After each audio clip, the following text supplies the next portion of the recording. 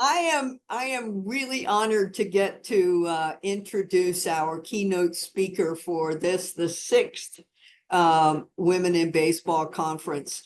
To say Jean Fruth is just a sports photographer is like saying baseball's just a game, or the Grand Canyon's just a hole in the ground. Jean does more than take pictures. As we all know, she tells stories of vibrant personalities, local cultures, and distinctive communities. From small diamonds carved out of abandoned fields to the iconic stadiums that we all know, Jean tells the story of baseball. But in my heart, and probably some of the rest of you, the big story that she tells is more than just about the game. It's about the power of the game, the power of the sport to change the world. We talked about that earlier today. It changes all of us, some of us by big leaps and bounds, and some of us just by small steps. But Jean does that with her photography and with her storytelling. One of the things that Jean with her partner, Jeff Idelson, has done is to create something called Grassroots Baseball. It's a nonprofit that promotes a very simple but important truth, and that is that sports isn't merely a diversion. In fact, sports empowers and transforms lives, and specifically the lives of youth, minorities, and women around the world. There are two previous books, Grassroots in Baseball books by Jean, but the current one is the one that will also will be represented by a documentary called See Her, Be Her. That documentary will be shown between the second and third games of the World Series this year. That documentary shines a spotlight on women's baseball from every corner of the world. And I have only seen a clip, like most of you, but it catches my breath because it is the very thing that we've all been talking about over the last 2 days. It is about what baseball does for us beyond what it does on the field. With See Her, Be Her, Jean says the message is clear to the current generation. If you can see her, then you can dream that one day you'll be her. Jean, it is my honor to introduce you, and thank you for being our keynote speaker this year. Wow, thank you. That was just an amazing introduction. So I'm very grateful and a little intimidated by this group. It's hard to talk baseball too. I'm glad I get to show pictures, because then I could hide behind my screen and you won't see me sweating. Well, thank you. And I'm grateful to be here. I'm grateful to play a part, and I'm super excited about the upcoming book and documentary. And this one's near and dear to my heart, being a woman in baseball for as long as I have, and in my role, or as Veronica Alvarez likes to stay, in my lane. So I'm just going to share my screen with a PowerPoint, if that's okay, and do it with pictures. As you always do, and thank you. Thanks. Okay, let's see if I can accomplish that. All right, this is getting easier. Share screen, share PowerPoint. Our workplace to share your screen. Zoom workplace. Okay.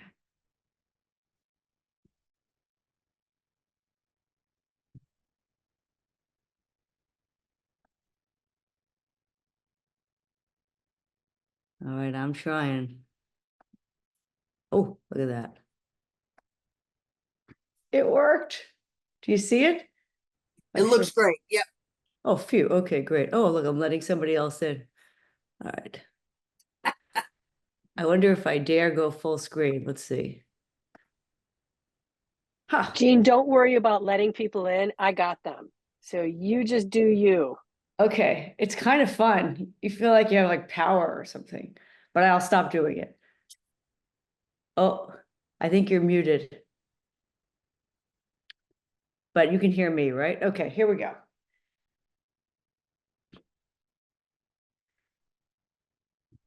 So I took this image quite a few years ago when the New York Yankees were playing in the postseason, the ALCS during the American League Championship Series. The game was slated for a 3 p.m. start, which is so unusual in a big TV market like New York. And usually games like this would start at 7 or 8 p.m. for maximum TV views. And on my way to the game, I thought, wow, there could be some really pretty light with a 3 p.m. start. I wonder if I could make a special picture. Especially it's late October, so the sun is so much lower and really can make just beautiful images during this time of year. So I got to the game hours before, as I usually do, and then I scouted this position, which would require me sitting in a fan's seat. So I know no fans were in the stands yet. I noted the seat and went back down to the field for batting practice. And then the game began. I got in my photo position down the first base line. And then as the game progressed, sure enough, the light was just beautiful. And I thought, well, do I do it? Do I make my move? Which sounds very dramatic, but during playoffs, photographers are really not supposed to be moving out of their photo position. And also, what if I miss an Aaron Judge home run or 2 or 3? But I had to do it, and I wasn't responsible for documenting every moment of the game. I'm not a wire photographer. At the time, I was working for the Baseball Hall of Fame and Museum back in the early 2012, 14. So I work my way up to the top of the stadium and take the stairs, because when there's 50,000 people in the stadium, you don't take elevators.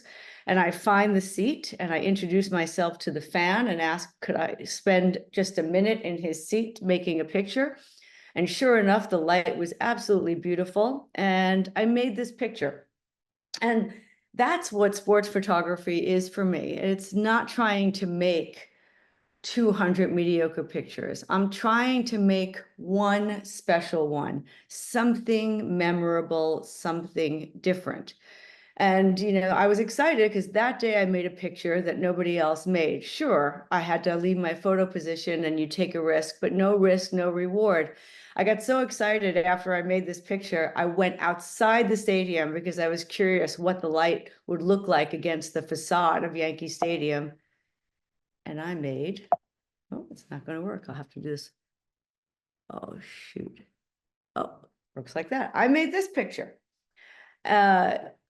And after I went back inside through security with my gear, missed quite a bit of the game, got back in my photo position.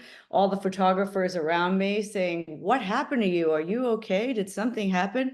And I was more than okay, because on that day, I made a special picture. One of my photography heroes is Henri Cartier-Bresson, and who is a surrealist photographer from the 1940s, and which might be unusual for a sports photographer. And you may be asking, well, what does a surrealist photographer have to do with a modern day sports photographer? But for me, it's everything, because you can't make a great picture unless you know what one is. And Henri Cartier-Bresson taught me what a great picture is. And these 4 quotes sum it up for me. If I go to a place that's trying to make a picture that concretizes a situation, at one glance says everything. A strong relation of shapes, which for me is essential. It's a visual pleasure, geometry, structure, curves, a sensuous pleasure, an intellectual pleasure, to have everything in the right place. The difference between a good picture and a mediocre picture is a question of millimeters, small difference, but it's essential. And my favorite, it's seldom you make a great picture. You have to milk the cow quite a lot and get plenty of milk to make a little cheese.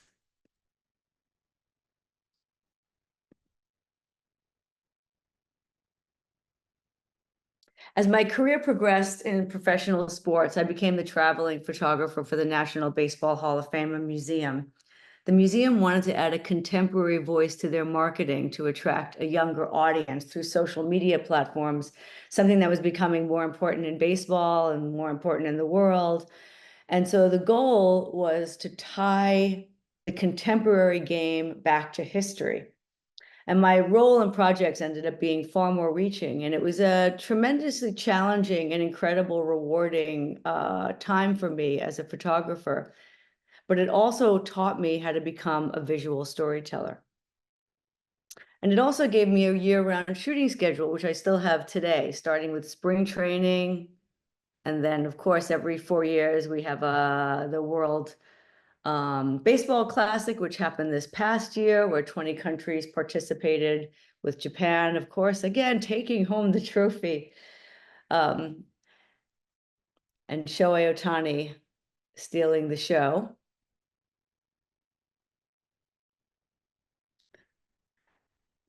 And then as the season progresses, I travel around to ballparks, regular season, game action, until we get to postseason, from the wild card to hopefully a game 7 of the World Series. And many people ask me, oh, like, do you have a team that you root for? Is there somebody that you want? And for me, I just always want, when I'm shooting the World Series, I just want to go to game 7. I just never want it to end. But it does end, and there's a trophy, and then there's a parade. But then the fun begins, because then the Caribbean Series opens up their season, and it's one of my most enjoyable parts of baseball, is shooting, whether it's the Dominican Republic or Puerto Rico or Mexico. The Caribbean Series happens after that. I had a chance to shoot the Caribbean Series. Colombia won for the first time, bringing home the trophy, which was exciting. And while working for the Hall of Fame, I also continued to shoot the amateur game, the grassroots game. And it's my favorite part. It's where I started in sports photography. And it's really, for me, my favorite part of the game, before contracts and money and lockouts. It's just for the pure love of the game. So if I was in Japan shooting the World Baseball Classic, I would peel off and try to find a Little League game in Tokyo. Or if I'm in Dominican Republic shooting Winter League, I look for baseball in San Pedro de Macorís, and kids playing high school games in Mobile, Alabama, Little League games in Oakland, California, old guys playing stickball on the streets of New York City. This is Paul Simon, by the way, me and Julio down by the schoolyard. Street ball on the streets of Cuba. And that's how my first book, Grassroots Baseball, Where Legends Begin, came about. While working for the Hall of Fame, I connected with, I do have to admit in order to keep going, I connected with Hall of Famers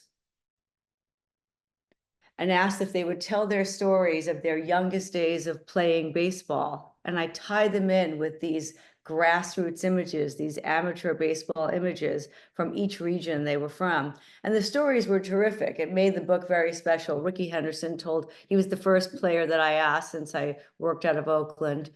And he just told a great story of when he was a kid growing up. His mom wanted him to play baseball. He wanted to play football. And his mom had the coach picking him up for Little League games. And in the back seat of the car was waiting a glazed donut and a cup of hot chocolate. And he said that kept him in baseball.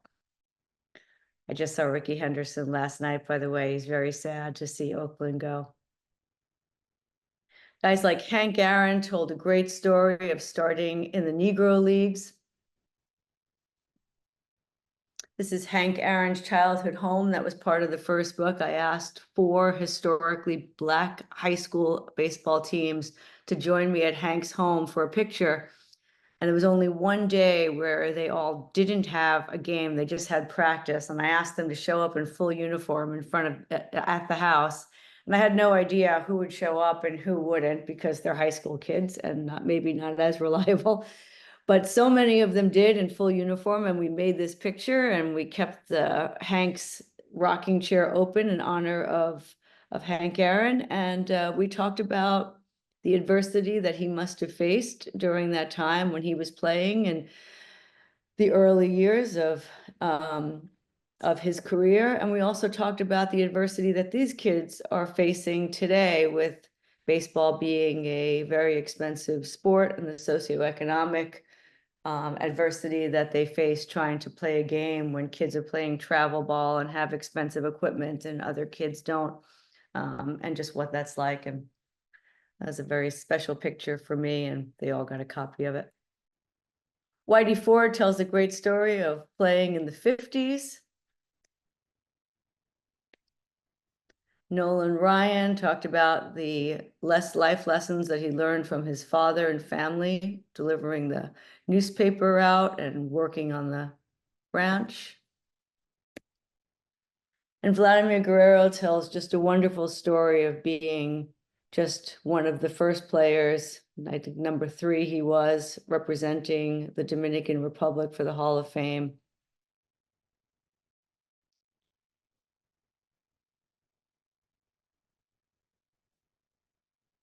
Documenting the grassroots game around the world is very different than shooting a professional game. Baseball, of course, is played the same everywhere, but it looks different in different places. And that's what's interesting to me as I document the game. It's the geography and the topography.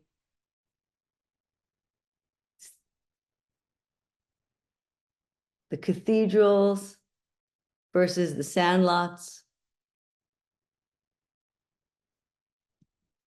Action is certainly a part of grassroots baseball and part of what I love to shoot and exhilarating. But these pictures need to be so much more. They need to tell a story and show a sense of place, and ideally show the culture.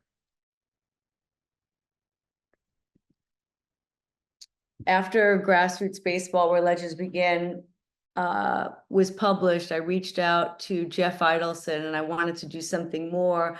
I was at a point in my life where I wanted to give back, and fortunate enough to be in that position.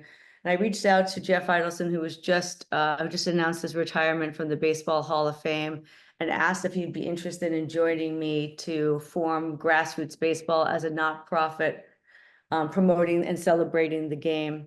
And lucky for me, he said yes. And we started our journey along Route 66. Because why, what's more Americana than Route 66 in baseball? And it was just a blast. We had this RV that we had sponsors, and we started in downtown Chicago. As you know, it goes from Chicago to Santa Monica.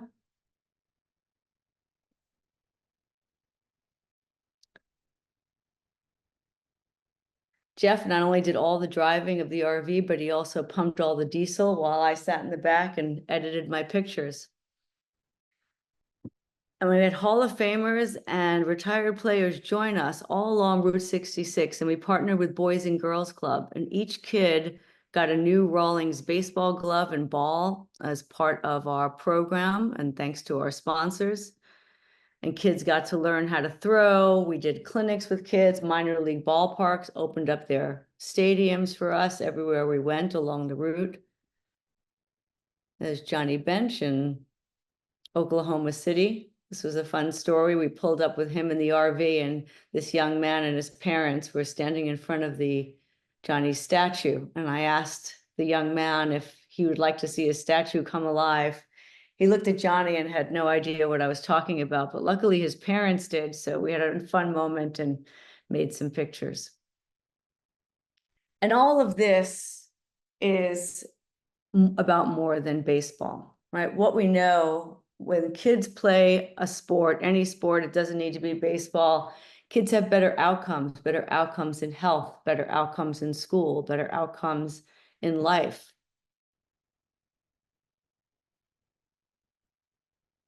We spent 3 years along Route 66, and it was just an absolute blast. And our second book, Grassroots Baseball, Route 66, came out of that. And like the first book, we broke it up into regions. And we told the stories of urban cities and small towns, and different stories in Oklahoma than in Kansas. And baseball looks different in Texas than it does on the pueblos of New Mexico.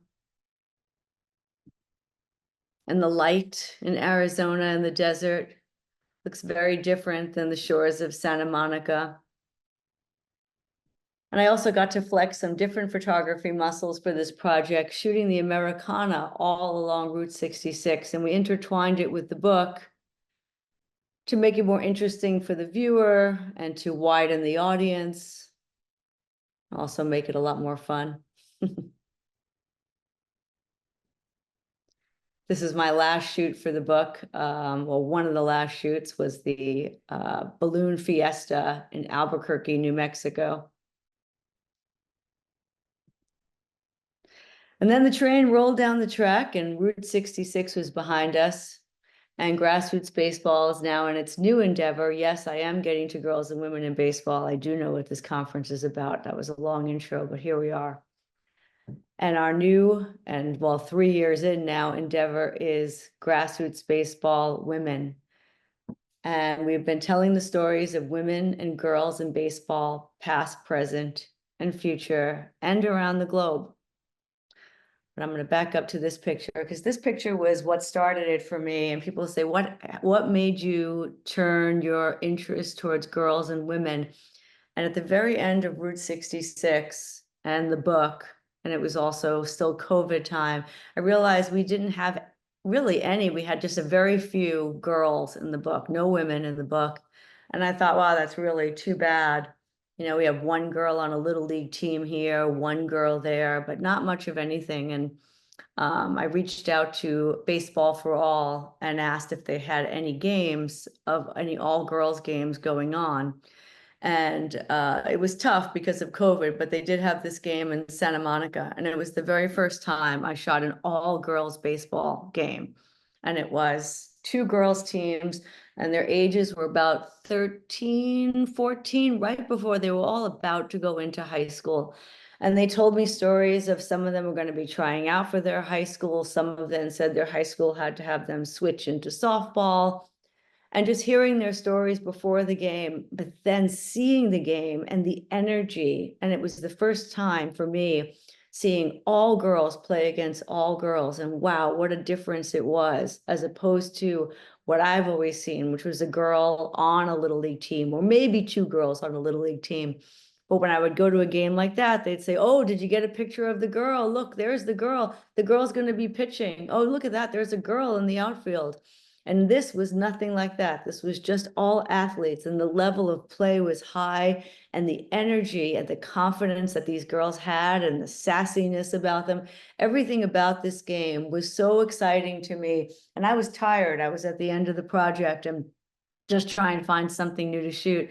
And the energy that these girls gave me was just incredible. And it was, this is what we need to do. This is what we should be shining a light on. And this should be next for us. And Jeff and I both agreed that we wanted to tell the stories of girls. And it really was this game that did it for us. So then the research began. And out of all of us here in this conference, I am the least qualified of knowledge of women's baseball and women's baseball history. So we had to do a lot of research and a lot of work. And I learned all about, and I know I still don't know nearly as much as all of you about my history, about what women did in the Negro Leagues, of course, about Vassar College, that first photo, and just how the door opened and closed for women's baseball throughout the years.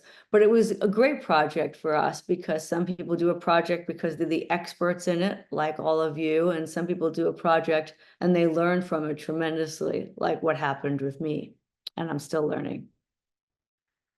And then, of course, learned about the AAGPBL. What I knew was basically the movie, and the men went off to war, and I didn't know much more than that. And thanks to researching and many of you that are in this conference and that I've reached out to, and baseball historians, I've learned a lot and continue to learn. My first interview for the AAGPBL was Maybelle Blair, so I'll just play a little clip of there was a lot of new for me because I worked primarily in still. So this is the first time that I'm doing video, the first time I'm doing interviews because I wanted to be a woman interviewing women and girls in baseball. And at this point, we didn't even know that we were going to be doing a documentary. We were basically just telling the stories and trying to figure out what path we wanted to take. So here's my first interview, really one of my first interviews for the project at all. Followed a pretty strict code, you know, ladylike skirts, lipstick along with your mitt. You know, what was your reaction to wearing it when you saw the uniform you were supposed to wear and having a look at it? What'd you think? No problem whatsoever, you know. The only thing I didn't like about it is when you slid, you'd get gravel in your rear end and it's still sticking here if you want to feel it. That was the problem, was the girls was getting terrible strawberries. But we didn't go on the DL list for 2 months like the men do when they break their fingernail. We had to play or we would be replaced, and that's what happened.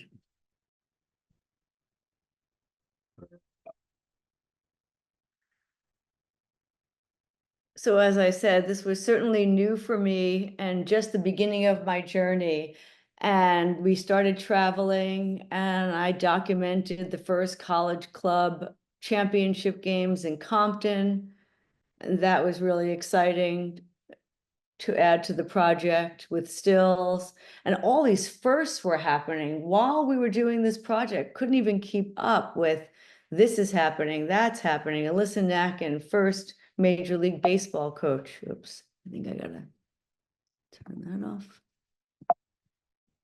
Oh, there we go, okay. And photographing Kellyanne Jenkins. At the time, she was a senior at Chatham University, playing on an all-men's baseball, college baseball team. So that was the first time I documented that. And that day was a doubleheader. She started the second game and she got the win. And she told me how her dad taught her how to throw a knuckleball because she wanted to stay in the game longer. And that was in her arsenal. And so she was a senior, and that was just a terrific moment for us, seeing Kellyanne.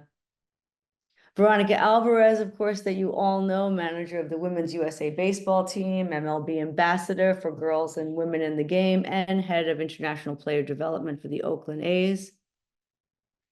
Rachel Balkovec,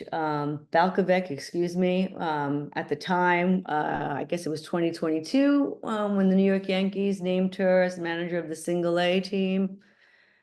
So became the first woman to work as a full-time manager in a major league affiliated team. Nicole Sherry, just got a chance to interview her not too long ago, which was really a lot of fun. Head groundskeeper for the Baltimore Orioles. And she certainly has cemented herself as a leader, an innovator, and a trailblazer over the past 20 years in sports turf industry, telling me how she thought she'd have to work in golf, not baseball, but she got that job as baseball, and she's still only one of 2 women in an MLB head groundskeeper position. The first time I met Kelsey, I took this picture of her, and then, of course, met her many times after that, you know, but just her cracking the Atlantic League at the time, Staten Island Ferry Hawks starting lineup, first woman to play in a Major League Baseball affiliated league, the first to record a hit, the first to pitch, all happening while we're doing this project. Olivia Pichardo gets the first woman to play in a D1 college baseball team for Brown University. We honestly could not keep up with the firsts that were happening as we were starting it. And as we went on, college club championship, now they're in year 3, I believe, and it's growing, and seeing the college game grow and seeing the level of play grow and more schools participating.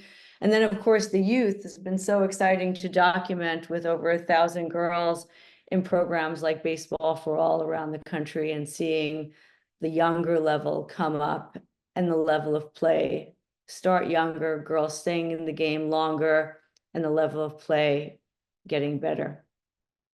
I also had a chance to interview Perry as one of my early interviews. She was very kind to me, and it was a terrific interview. And Perry was the first one to say to me, and then others said it after, if you can see it, you can be it. And I just absolutely love that. And it was a saying that she said that she said so many times, and Veronica has said it to me since.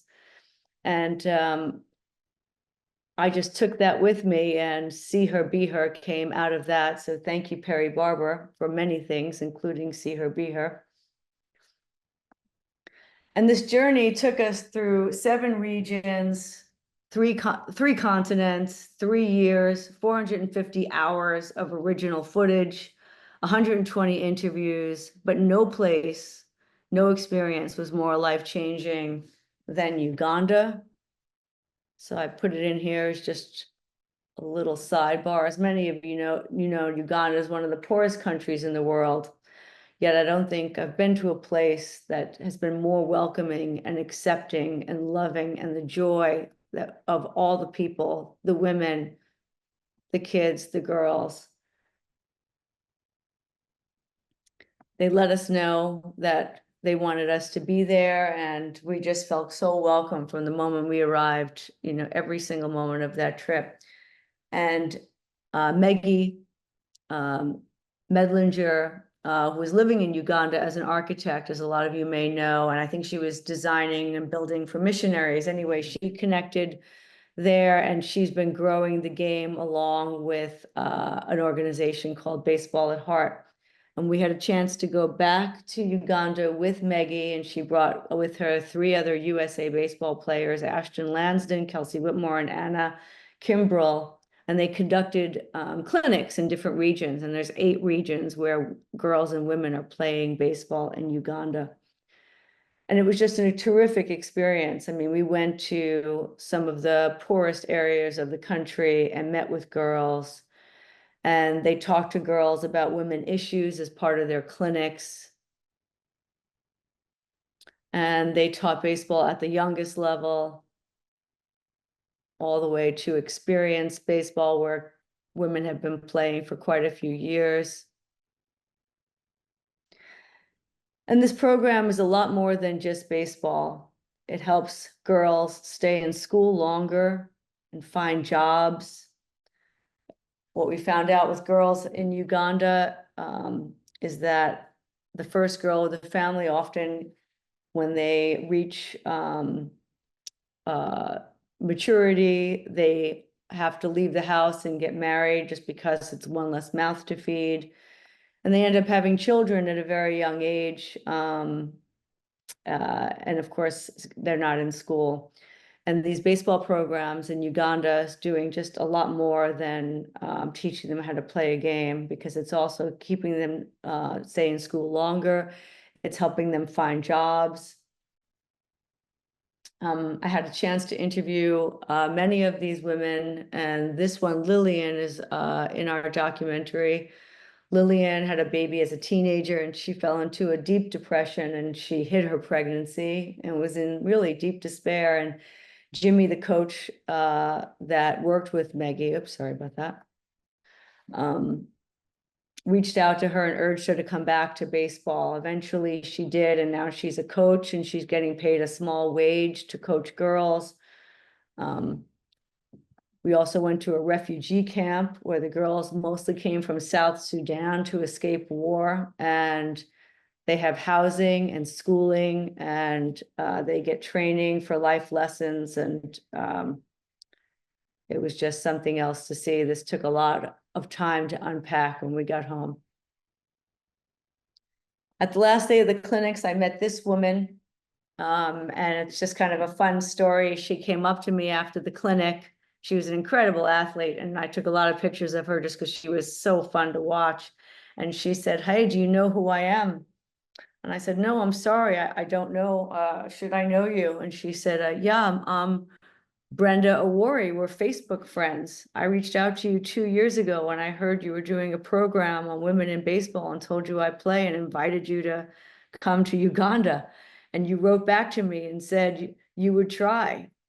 Well, I didn't remember writing back to her, and I had to look back in my Facebook notes, and sure enough, I did, and couldn't believe the story. And now Brenda and I are still friends to this day, but that's where she lives. That's her village, and it's in a slum in Uganda, and she sleeps on the floor between mats, and she's just an incredible woman, an incredible athlete.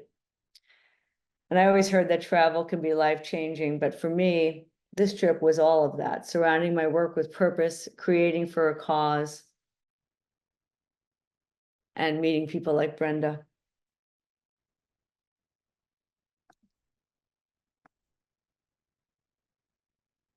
So it's about more than just baseball. Like our first initiative, we have a companion book that will go with the project, as Kat mentioned. See Her, Be Her is the name of the book and the documentary. There's Lillian on the cover. I can't wait for her to see it.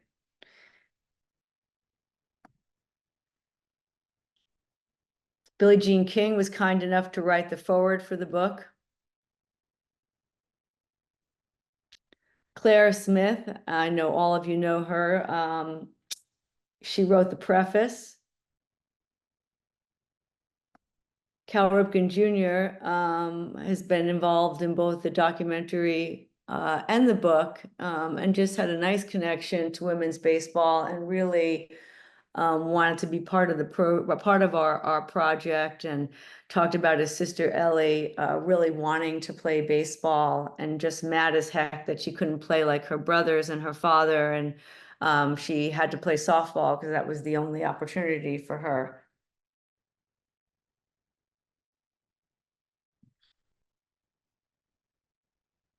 In addition to we had players who also wrote terrific essays, and this is what makes the book special for me, is these essays from not only Billie Jean King and her participation in Cal and Claire, but the players like Ayami Sato and all that she's done for the women's game, and tells her story in the book. Kelsey Whitmore, all of you know who she is, and just everything that she's faced adversity-wise and all that she's accomplished. Livia Duarte from Cuba, and it's hard to be a woman playing sports in Cuba, but and the challenges, and she's a first baseman, and she's just a terrific athlete and an even better person. And Veronica writes just a wonderful essay about all that she's done in the game. Justine Siegel just tells her story. And it ends quite fittingly with the afterword being Maybelle Blair. And thank you, Maybelle, for participating in both the film and the book.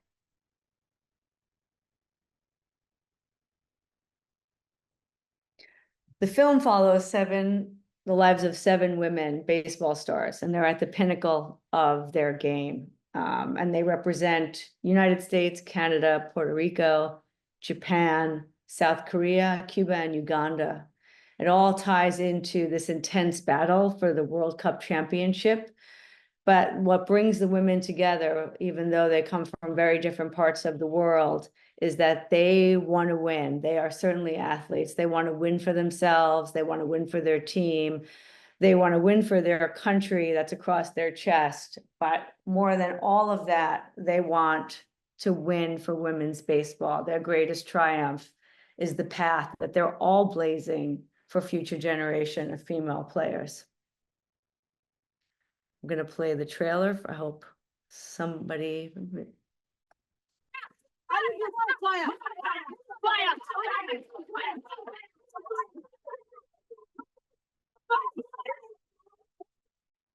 Kelsey Whitmore, a 3-run. Those are the biggest stories of this tournament. I see myself as the one doing that. So greatest women's baseball pitcher you get over there by Livia I Duarte. didn't think that I could be one of them. Yeah, nice job by your part. Gabriela Velez, number. We are good, we have talent, we are strong. I wish we had a team going to World Cup.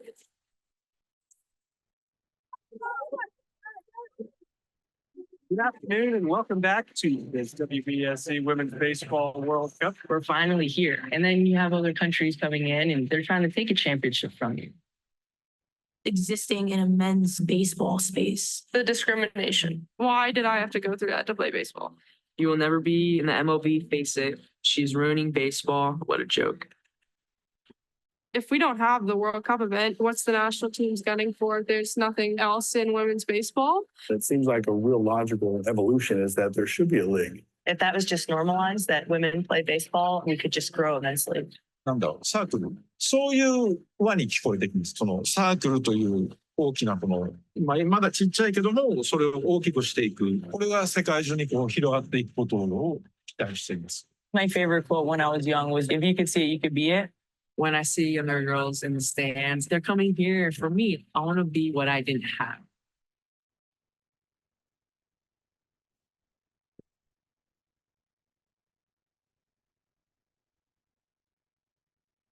So for those who didn't fall asleep and are still here,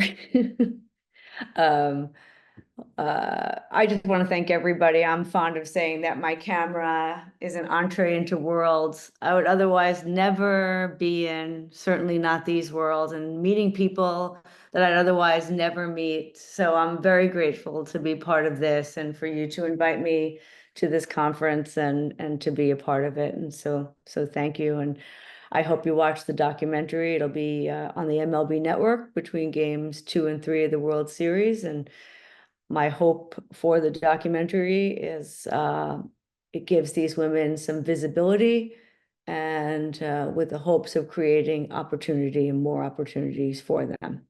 So thank you. I'll stop sharing the screen. Let's see if I can do that. Yeah. I don't even know what to say.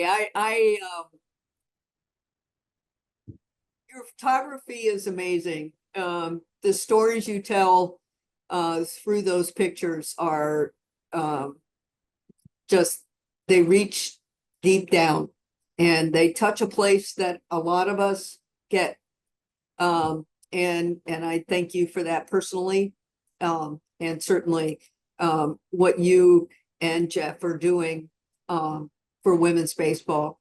I know there must be a number of questions. There's been a great deal of praise, if nothing else, in the chat. So yeah, thank you. Questions. We have about 15 minutes. But I think, let's see, somebody out there can help me if you see questions. I don't have everybody up on my screen. Do we have questions? Melissa says your book and film need the widest possible exposure. What can we do to help? Yeah. Oh, well, that's great. Well, if you put a comment on Amazon, it helps. Yeah. Yeah. So Jean, when will the book itself be out? How will that work in terms of order of things? Yes, the book should be out second week of October. Okay. Yeah. So it's at the bindery right now, and that takes time. So once it hits, it's got to get on Amazon. It'll also be on our website. We have seeher.com and grassrootsbaseball.org. So yeah, and then I'll be trying to make it available at conferences and some screenings. But so second week of October, and then the film will be out between games 2 and 3. I can't say the date because World Series can change depending on the CS and all of that. So yeah. Okay. And I'm sorry. Oh, go ahead. never mind. Go ahead. There's another question on here. Do you want it or ahead. you want to wait? Yeah, so no, Jean, go ahead. your photos are fantastic. For your books on Grassroots Baseball Women, how did you get such beautiful, clear photographs from the old black and white photographs, some of them 150 years old? Oh, yes, we're using those archival photos. I've used some of them in the book and some of them in the film. So without changing anything, we did a little restoration on them to add, to up-res them so that they look better in the book and in the film. So basically it's just an up-resing program to I guess that just adds pixels. So it helps, you know, and if, yeah, if any of you are using those kind of archival photos and anything like that, upresing, you know, helps the photo. Great. David is asking if you plan to do a tour with the book. Yeah, I think so. We've got to figure that out. I mean, with you know, we're kind of at the end of baseball season with this one. So I think just maybe in the spring, starting with something at spring training and moving from there. I think the baseball season is probably our best bet for a tour. So we're working on, besides the World Series, is finding a streaming partner after that for the film so that it could be seen. I mean, the idea is to get it in front of as many eyeballs as possible. So then being able to do presentations with the book, film, or a combination. And will your archival footage and photos eventually be archived somewhere for future researchers like the IWBC or the National Baseball Hall of Fame? Yeah, some of a lot of the photos we got were from the National Baseball Hall of Fame. So I could, like, whoever's interested, I can tell you where I got each photo, where it came from, because we had to get permission for them, whether it was Major League Baseball or there was a few different sources. So I have to go back and actually check with Jeff, because he was the one who got the permissions for all of them. Right. And Bethany is asking, do you generally shoot, what do you generally shoot with? Is it all digital? Yeah, it's all digital. I shoot with Sony cameras, which give me a great advantage because the cameras shoot at 30 frames per second. So it's pretty easy to capture the action when they're that fast. Yeah, and then a variety of lenses, you know, telephoto lenses for action, and then wide angle for portraits. So just a combination. But yeah, all digital now. It's a easier world with digital. I did shoot film, but I am grateful for digital. Yeah, that's great.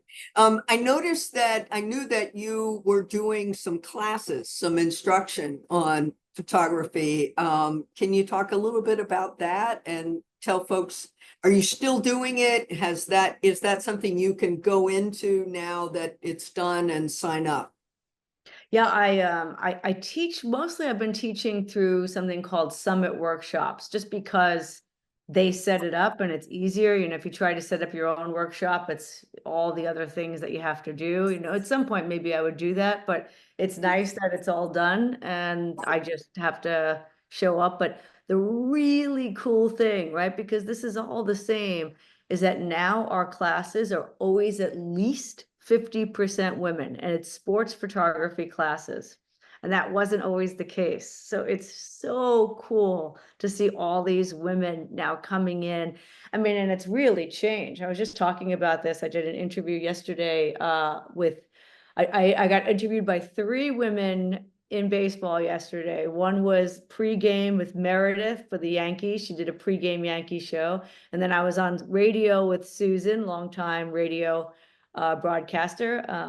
And then Jenny, obviously the new play-by-play for the Oakland A's.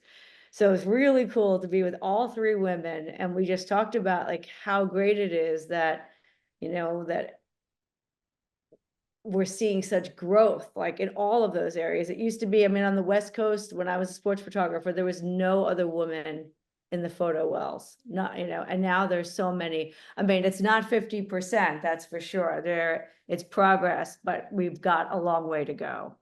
So we're not stopping yet. No.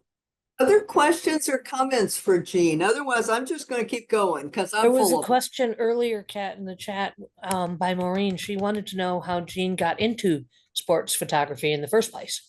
Good question. Yeah, I was a portrait photographer. That's when I was shooting film, all black and white. I was doing printing. 2 women gave me my start, and I did a trade with them doing their printing in the dark room for them taking me on shoots. And it wasn't necessarily what I wanted to do, but it was an entree into becoming a professional photographer. And I worked with them for quite a few years, but I was also trying to figure out what I really wanted to do in photography. And I did everything. I did landscape photography, food photography. I did weddings. I hated weddings. I was horrible at it. It seemed like so much pressure. I'd much rather, you know, shoot a ball coming at me at 105 miles an hour. But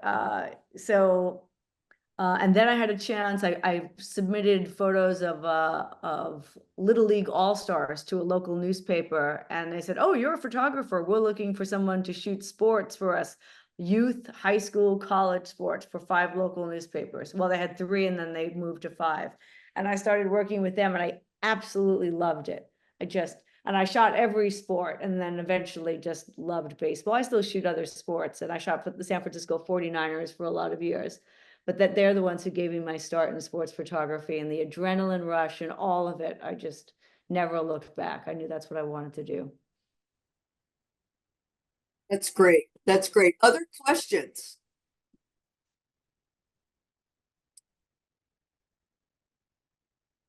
So I am curious, you have obviously the 2 other books. Why the documentary now and not for one of the others, or both? Yeah, it just seemed like once we got into this women's project, it just took on a life of its own. It was, wow, this is so much. And I mean, people don't even know that women play baseball. I mean, Susan at the Yankees said to me, I did not know any of this was even happening. I mean, and look how long she's been doing radio, you know, so people in our industry don't know that women play baseball. I mean, it's wild. So it really is, and in order to do, it's like, okay, what's our goal? Our goal is to give visibility. Well, the book would not do justice. It wouldn't move the needle by itself, you know, giving visibility. Like, it needed to be bigger than that. It needed to be an international story, right? Because it's not a story about the USA, it's a story around the world.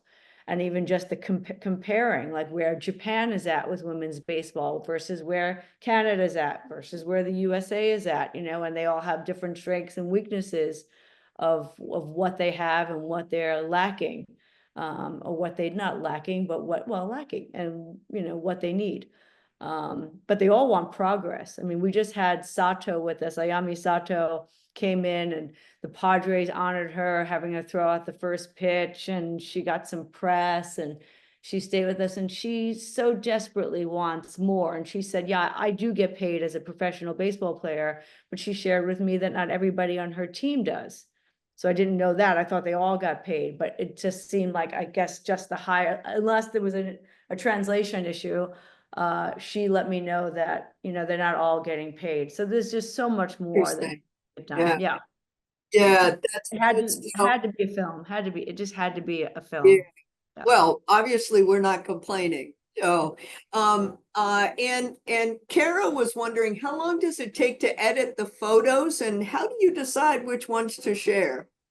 Yeah, I'm pretty fast at the editing now for photos, and it sure seems easy compared to video, I can tell you that. So the book seems so easy this time around compared to the video, which is this beast of a project.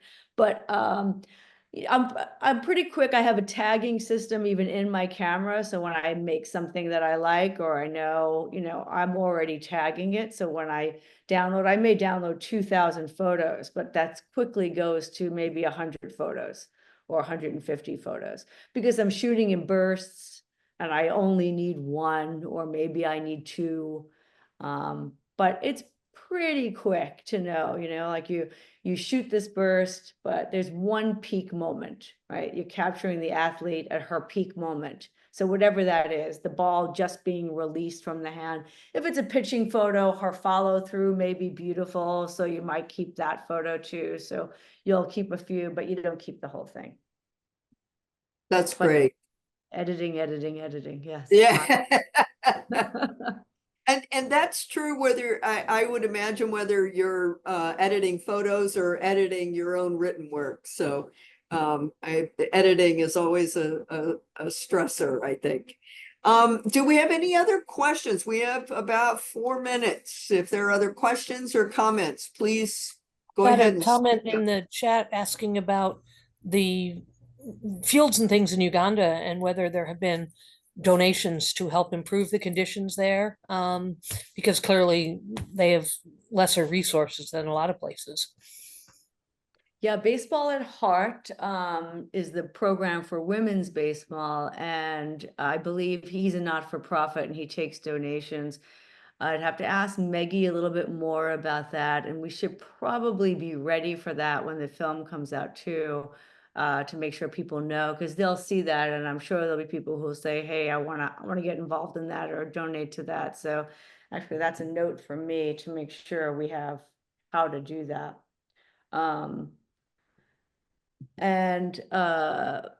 But there was a man who started baseball, kids baseball, little league baseball, who developed a few little league fields that also now the girls are playing on and the women are playing on.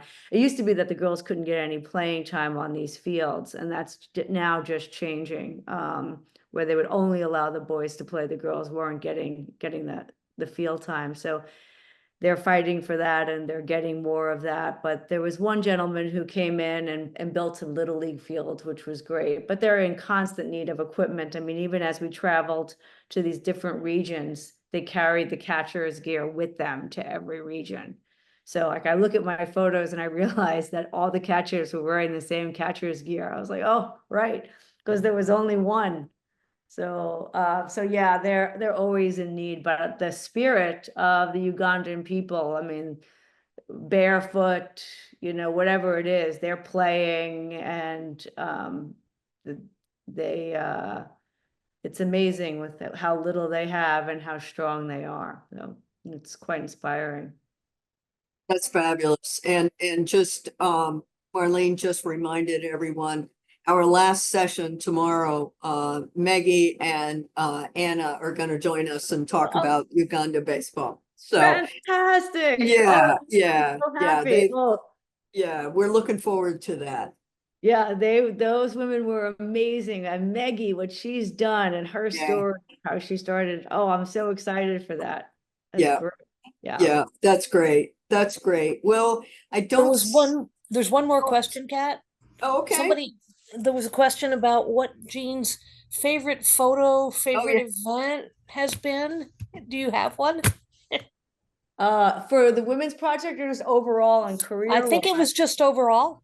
Yeah, probably my most exciting moment out shooting the 2016 World Series with Cleveland and the Cubs was pretty exciting. How it went to 7 games and just the twist. And I mean, anybody could have won. It was 2 great stories.